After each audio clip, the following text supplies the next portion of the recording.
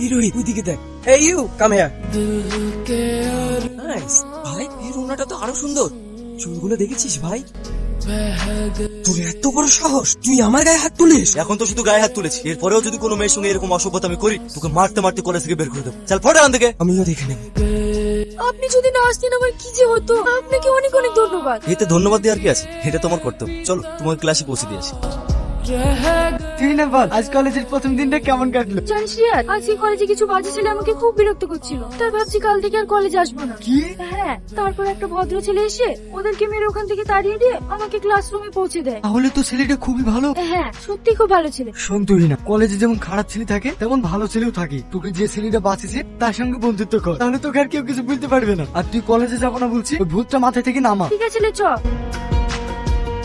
তুমি এসে গেছো? এসো এসো। আচ্ছা সামাদ, তুমি প্রতিদিন এই কলেজের গেটের সামনে দাঁড়িয়ে থাকো যেন রোহিত আমাকে ডিস্টার্ব করতে না পারে, তাই না?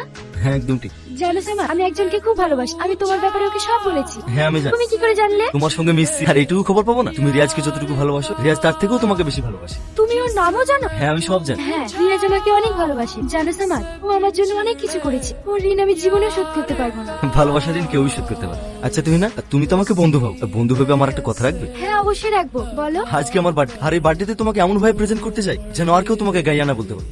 তুমি অবশ্যই সন্ধ্যে 7টার সময় চলে আসবে। না না সামাদ, আমি রাতে কোনো জায়গায় যেতে পারবো না। তুমি এই বন্ধুর একটা কথা রাখবে না? ঠিক আছে।